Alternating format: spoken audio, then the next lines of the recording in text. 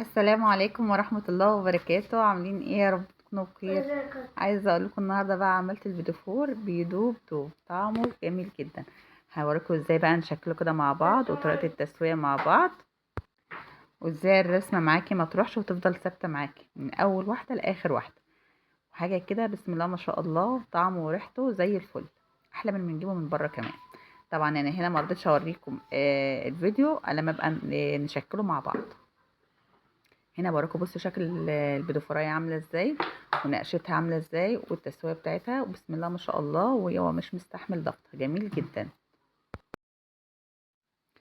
واقول لكم ازاي كمان برضو انا عملت كده اللي هو بالكاكاو، طالع بصوا جميل جدا ازاي وناعم، بسم الله ما شاء الله، يعني ولا فرش ولا اي حاجه خالص.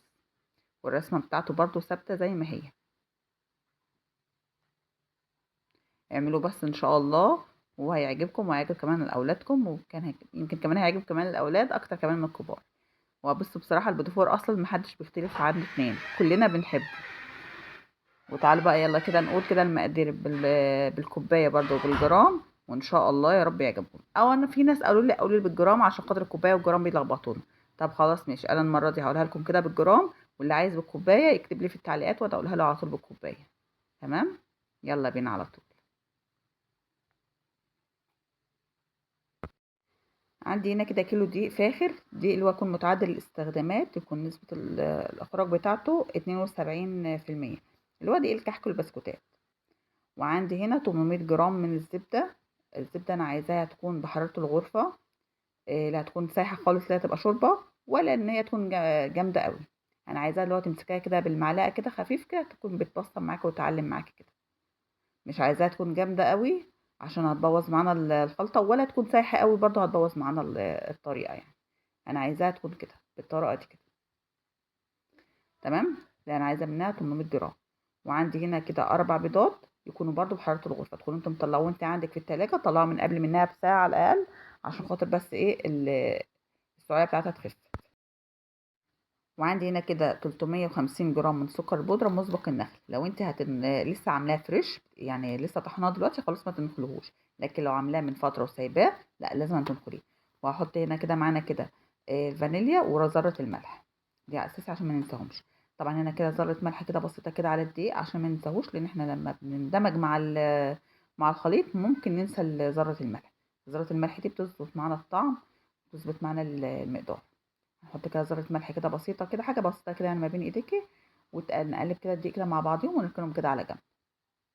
برضو هجيب هنا كده البيض، وهنزل عليه كده بمعلقة صغيرة فانيليا، عشان برضو الحاجات دي احنا ممكن ننساها، فاحنا نحط كل حاجة كده في مكانها المظبوط، وبعد كده نشتغل بقى على روقان يعني.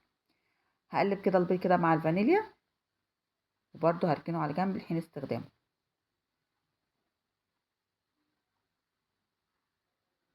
يبقى احنا كده مظبطين كده مقدرنا، وحاطين كل حاجة في مكانها المظبوط.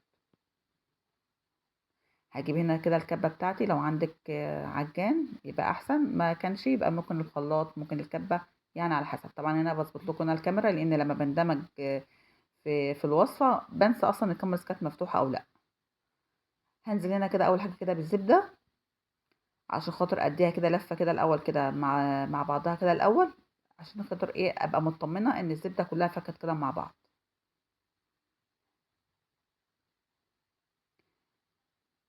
اهو هنا كده لحد ما فكت كده مع بعضيها كلها. اتاكد كده اهيت، هي خلاص كده فكت اهي. بصوا بقى لونها فاتح من قبل ما احط عليها لسه اي حاجه. هنزل كده بالسكر البودره على مراحل، لان لو حطيتهم كلهم مره واحده لما اجي اشغل الخلاط هيطير معظمهم. فواحده واحده كده مع بعض، تحط ايه معلقتين معلقتين. يعني انا ممكن مثلا اكون ايه قسمت الخلطه كده على 3 مرات، قسمت السكر كده على 3 مرات، على 3 مراحل يعني. خلاص كده اتاكدت ان المعلقتين الاولانيين حطيتهم دابهم. هدخل تاني برضو معلقتين 3 كده مع بعض، وارجع تاني اقفل تاني العجان، واكمل تاني العجان. لكن لو انت بقى عندك اللي هو العجان، اللي هو العجان يعني، تقدري تحطي تنزلي بالوصفه كلها مره واحده مع بعضها، لان خلاص بيبقى اصلا الحله بتاعته تبقى كبيره يعني. فتقدر تسيع الحاجات دي كلها مع بعض. لكن لو عندك حاجه كده زي عندي تقدر تستخدميها ايه واحده واحده.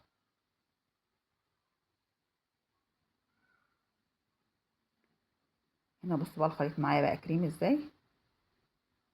وهنا برضو بجيب كده الجوانب عشان لو في اي سكر ولا حاجه لازق في الجوانب يبقى كله ينزل مع بعضه ويتطحن كده ويتضرب كده مع بعض.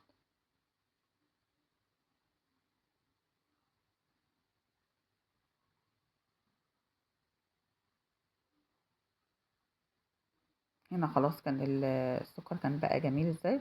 هنا بقت عامله زي كريم جانتيه ازاي. هنزل كده بالبيض برضو كده على مرتين. وهكمل برضو كده ايه ضرب برضو مع العجينه. طبعا زي ما قلت لكم لو عندك العجانه تقدري تنزلي بالمقادير كلها مره واحده. هنا برضو هحط كده نص كميه البيض التانية. بص عايزه اوريكم العجينه شكلها بقى عامل ازاي. بقت جميله جدا والله بقت تحفه.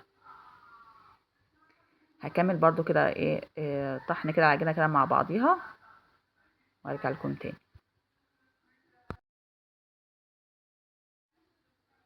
هنا خلاص بقى بصراحه كان اعتقد كان العجينه خلاص كانت خدت حقها في الفرن بصراحه. كده بقت مظبوطه ومية مية. يا دوبك بقى كده ايه هندخلها كده ايه مع الدقيق على طول.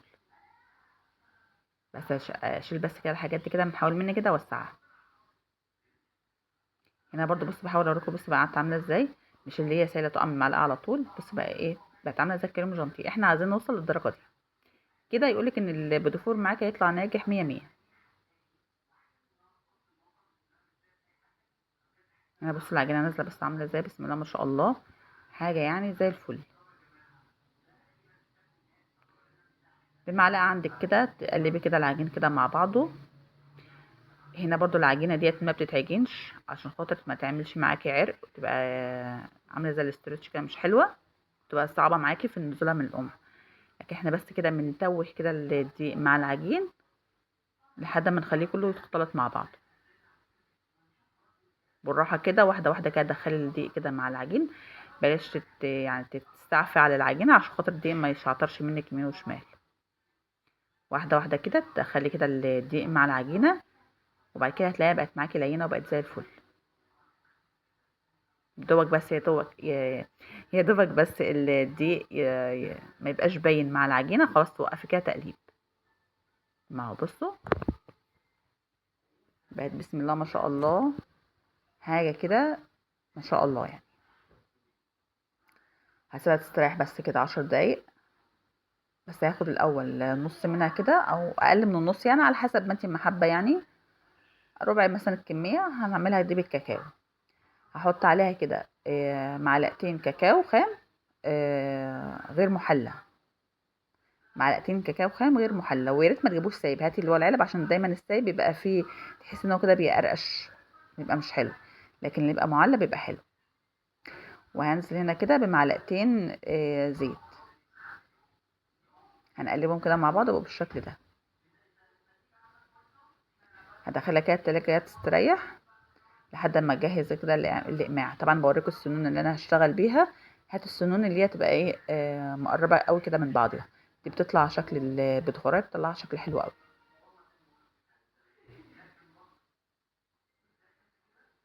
اهوت. انا بقى دلوقتي كده خلاص اجهز كده الاقماع اهيت. هنشتغل بقى كده على طول. طبعا انا هنا فاتحه برضو الفرن قبل منها ب10 دقايق. طبعا احلى تسويه الالومنيا. بصوا العجينه نازله بسهوله ازاي. من غير اي ضغط ولا اي حاجه. حاجه بسيطه خالص بتنزل معاكم بمنتهى السهوله. والنقشه بصوا جميله. عشان كده بقول لكم هات السنون اللي هي تبقى مقربه جنب بعضها. حاجه كده بسم الله ما شاء الله. ولا هيفرش معانا ولا النقشه هتروح ولا اي حاجه خالص.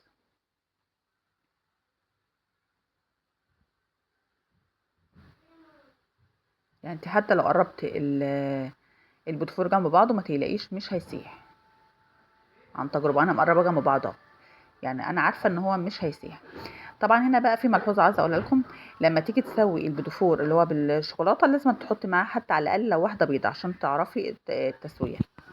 لان هو البيدفور اللي بالشوكولاته غامق فانت مش هتعرفي التسويه كويس زي زي البيضه يعني، فانت تحط واحده بيضفوريه بالفانيليا بيضه كده معاها عشان خاطر تعرفي التسويه عن طريقها يعني. هنا خلاص كده بقى هدخلها كده الفرن درجه حراره 180 رف اوسط 10 دقايق.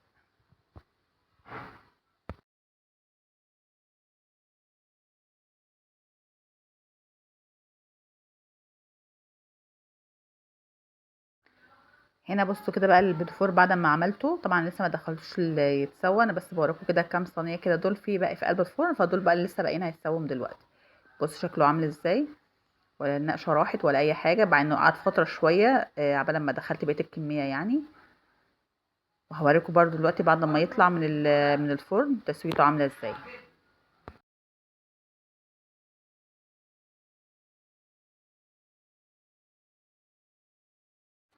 هنا البيتفور اهوت بعد ما خرج سبته لما يبرد خالص. طبعا دي مش الكميه كلها، انا بس ايه وريتكم كده صينيه من اللي طلعت. بصوا هنا بسم الله ما شاء الله، لا الرسمه راحت ولا اتحرق مننا، التسويه مظبوطه والرسمه مظبوطه، ولا ساح ولا اي حاجه خالص، زي ما دخل زي ما خرج.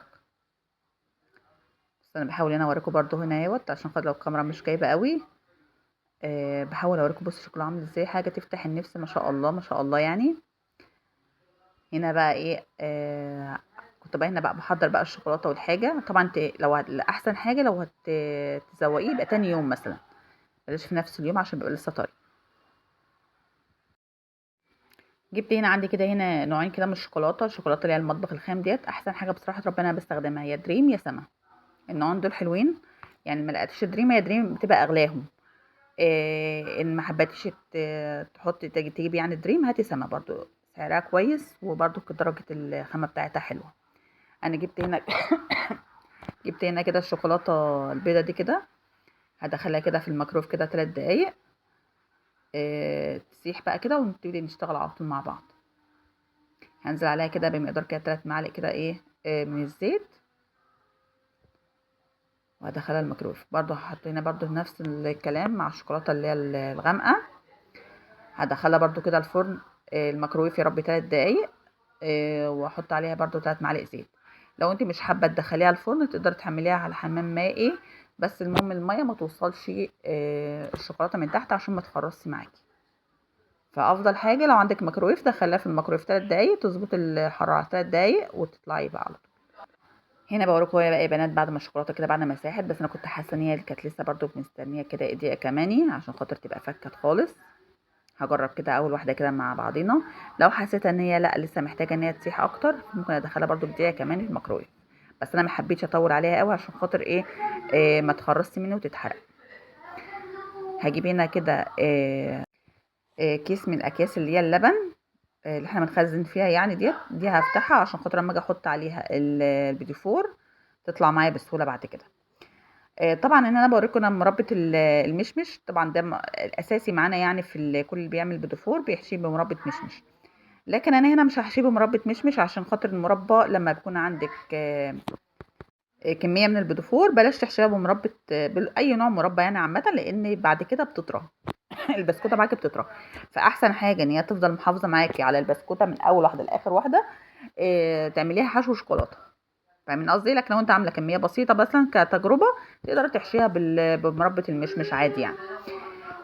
انا هنا حسيت ان الشوكولاته عندي كانت محتاجه ان هي تخش تاني الميكروف، لان حاساها كانت لسه تقيله قوي فيها كتل كده ايه مش سايحه قوي. فانا هدخل الشوكولاته الغامقه دي كده ادخلها تاني الميكروف دقيقتين كمان.